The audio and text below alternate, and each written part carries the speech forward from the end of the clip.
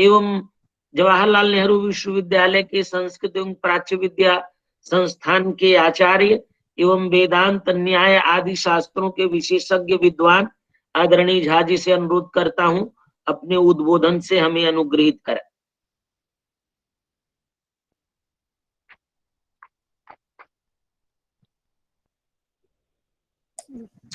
बहुत बहुत धन्यवाद सर। इदं नमः ऋषिभ्यः पूर्वजेभ्यः पूर्वेभ्यः पथकृतभ्यः। आज के मैं अध्यक्ष महोदय से पहले आज के परमादरणीय आचार्य रेवा प्रसाद द्विवेदी जी और हम सब की प्रेरणा भूता आचार्य पुष्पा दीक्षित जी, आचार्य संतोष कुमार शुक्ल जी, आचार्य सदाशिव कुमार द्विवेदी जी, और मैं अभी सभी का नाम लूंगा तो ज्यादा समय लगेगा क्योंकि बहुत ज्यादा हमारा समय जा चुका है। तो सबसे पहले मैं 1 मिनट आचार्य पुष्पा दीक्षित जी के बारे में कहना चाहता हूं कि मैंने उनको पहली बार 2006 ईस्वी में देखा था और तभी उनसे परिचित हुआ था। वो प्राय नहीं जानती होंगी, लेकिन हम स्कॉटलैंड गए थे, एडिनबर्ग यूनिवर्सिटी। उस समय विश्व संस्कृत सम्मेलन हुआ था और उसमें सायंकाल कवि सम्मेलन हुआ था जिसमें आप ने अपनी संस्कृत में कविता प्रस्तुत की थी। और मैं आज पहली बार ये अपना अनुभव बता रहा हूं कि मैं उनकी कविता सुन के झंकृत हो गया था और ऐसा लगा कि कोई व्याकरण की विदुषी इस तरह की कवयित्री हो सकती है, इसका मुझे पहली बार अनुभव हुआ। तो उनको शायद याद होगा 2006 में एडिनबर्ग यूनिवर्सिटी में जो कविता पाठ हुआ था। उसके बाद में व्याकरण की जो विदुषी हैं इस रूप में हम सभी जानते हैं, कौन है जो नहीं जानता। तो मेरी ओर से उनको प्रणाम। और ऐसा लगता है कि हमारे यहाँ जो ऋषिका की परंपरा है उस परंपरा में जो अद्यतन जो एक ऋषिका है, इस रूप में हमारा सौभाग्य है कि हमारे समक्ष हैं। और हमारे समक्ष हैं तो वो ऐसी अनंत ऋषिकाओं के लिए प्रेरणा स्रोत हैं जो आगे आने वाले समय में हमारे समक्ष आएंगी, जो भारत को इसकी जरूरत है। क्योंकि भारत ही ऐसा देश है जहाँ के मूलभूत ग्रंथ वेद की रचयित्री ऋषिका है।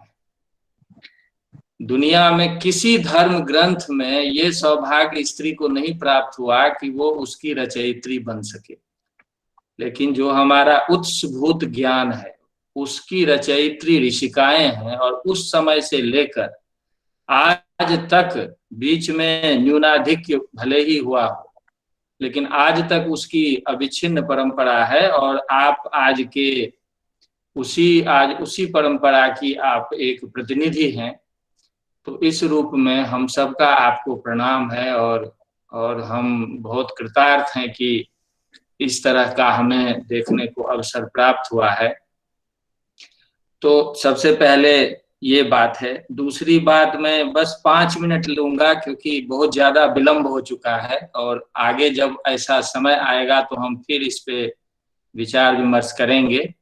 और अच्छी बात ये हुई है कि हमारे जो विद्वान लोग हैं वो पहले ही बहुत सारी बातें रखी है। मैं सिर्फ 2-3 बिंदुओं को लाना चाहता हूं क्योंकि हमारे अभी इस कार्यक्रम में बहुत सारे शोधक छात्र और बहुत सारे विद्वान जुड़े हुए हैं।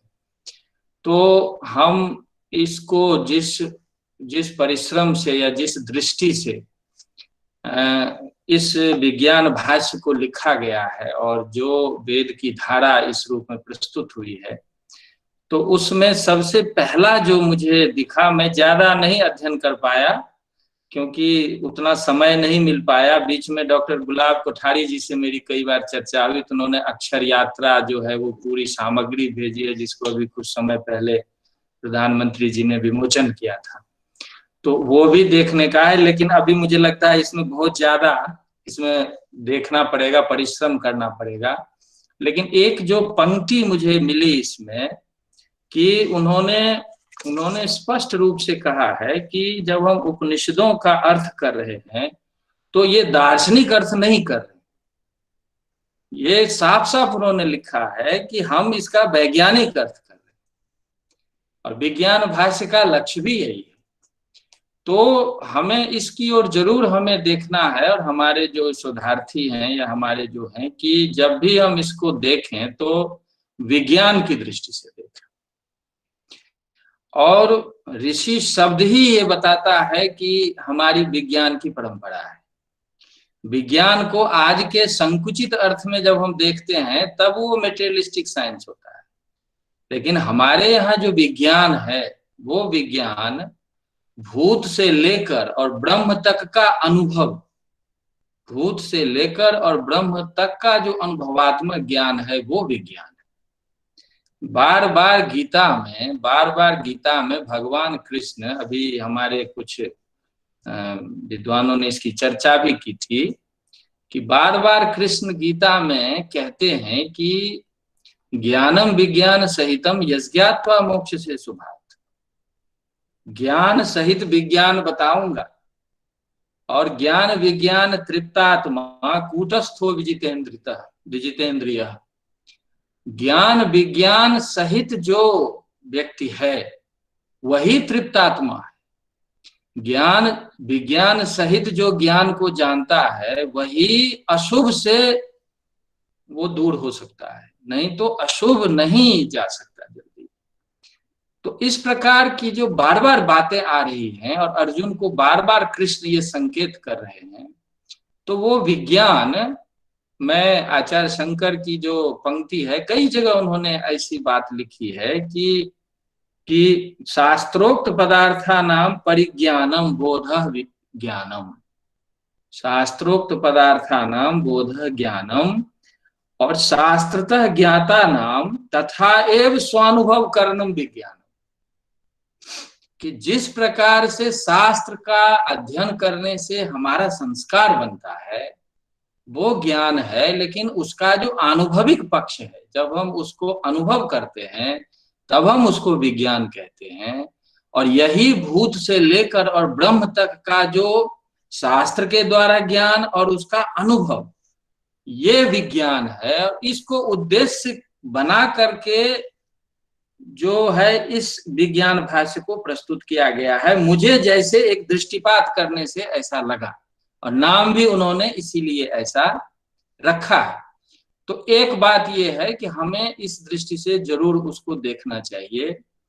और जो इसमें संकेत उन्होंने किया है, देखें जैसे आदरणीय शुक्ला जी ने या और सब लोगों ने इस तरफ संकेत किया कि जब वो द्वे विद्ये वेदितव्य, इस पर जब भाष्य लिख रहे हैं तो उन्होंने पूरे की पूरे व्याकरण परंपरा को भी ला दी है और स्फोट इत्यादि का सबका उल्लेख कर दिया है।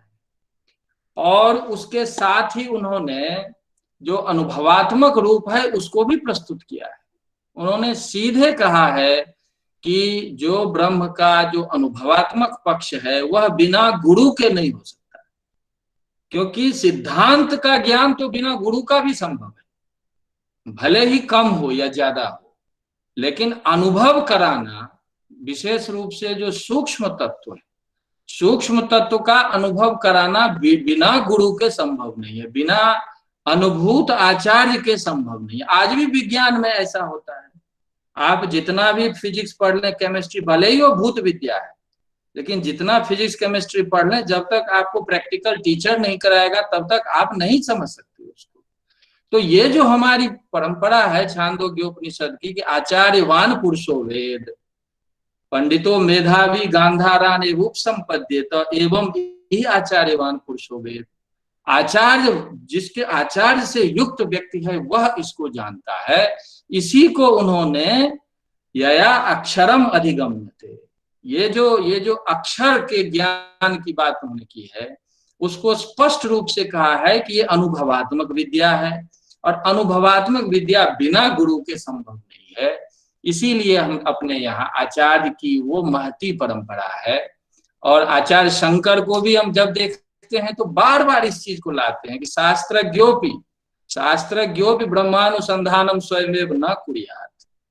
शास्त्र को जानने वाला व्यक्ति भी ब्रह्म का अनुसंधान या जो सत्य का अनुभव अपने आप ना करे, वो अनुभूत आचार्य के सानिध्य में ही करे।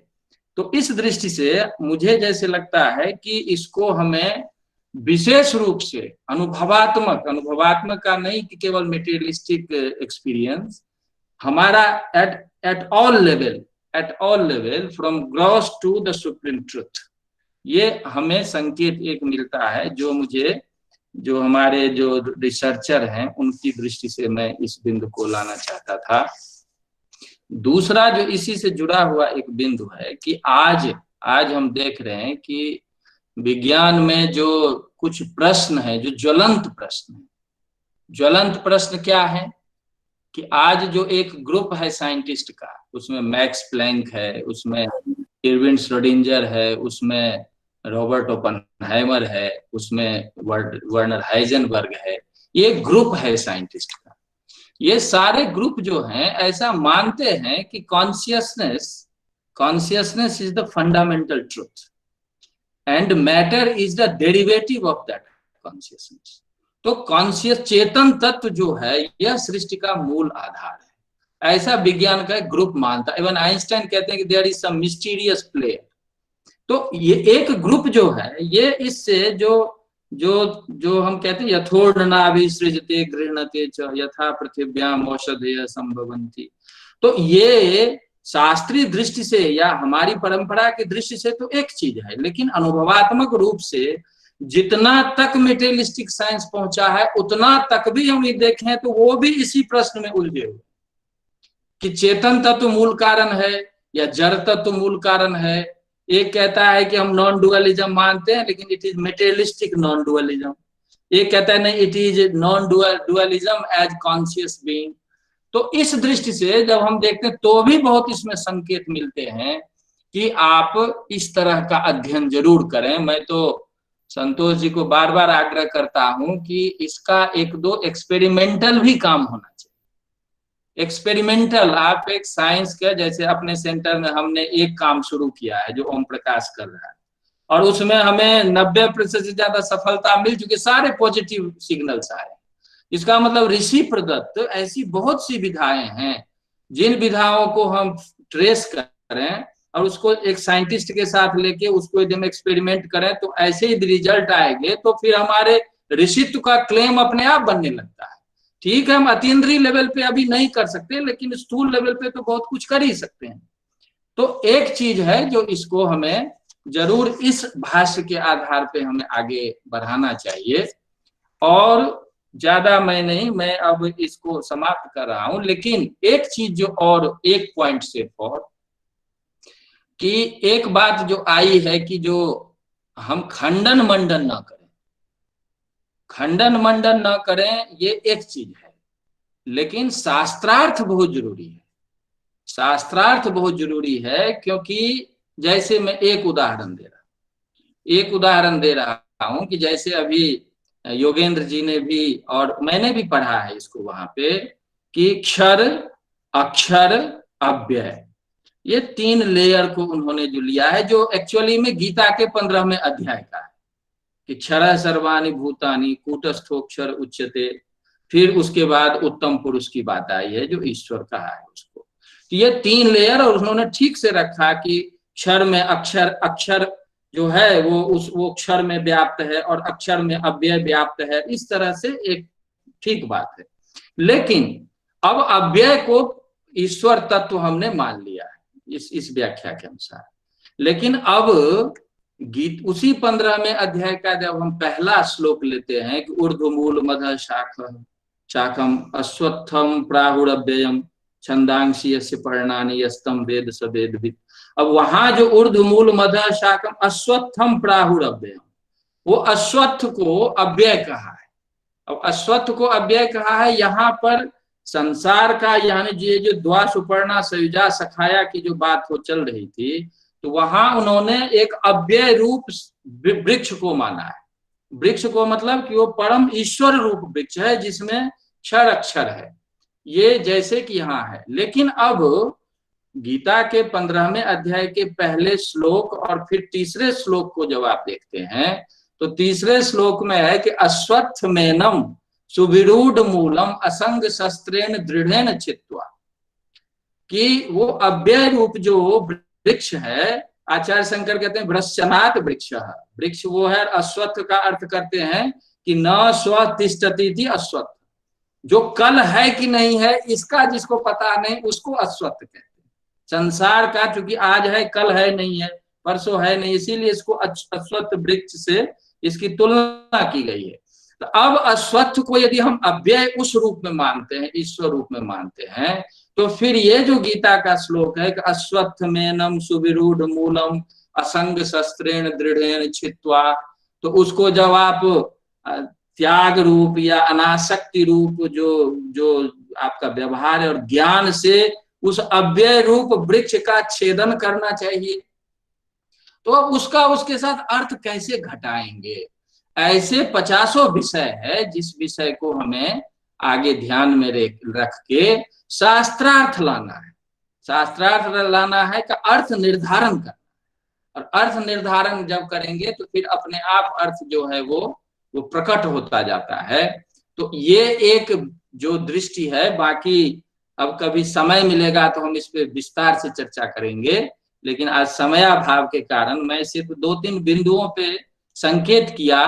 बाकी ये जितना गंभीर ग्रंथ है, उस गंभीर ग्रंथ में अभी इसमें तो कई वर्ष लगाया जाए तब इसके मर्म को समझा जा सकता है, लेकिन जितना थोड़ा बहुत मैंने देखा है उस आधार पे जो कुछ बिंदुएं आई जो सबके साथ शेयर किया जा सके, इसको मैंने यहाँ प्रस्तुत किया है। बहुत बहुत धन्यवाद। मैं पहली बार इससे जुड़ा, वैसे तो संतोष जी से सारी बातें पता चलती रहती है, ये सारे प्रोग्राम होते रहते हैं, लेकिन विधिवत जुड़ा, इसके लिए आपको बहुत बहुत धन्यवाद।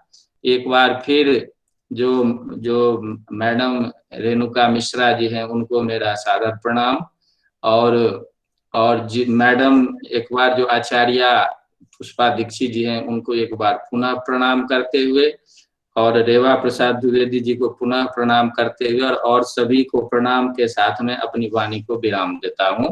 नमस्ते। बहुत बहुत धन्यवाद। आपके प्रति अत्यंत कृतज्ञ हैं, और बहुत ही महत्वपूर्ण बिंदुओं पर आपने ध्यान आकर्षित किया है। उन सभी बिंदुओं पर लेकर के हम लोग आगे मिल करके और आगे बढ़ेंगे और कार्य करेंगे, और फिर एक बार आपको विशेष व्याख्यान के लिए हम लोग आमंत्रित करेंगे। बहुत बहुत धन्यवाद। अब मैं अध्यक्ष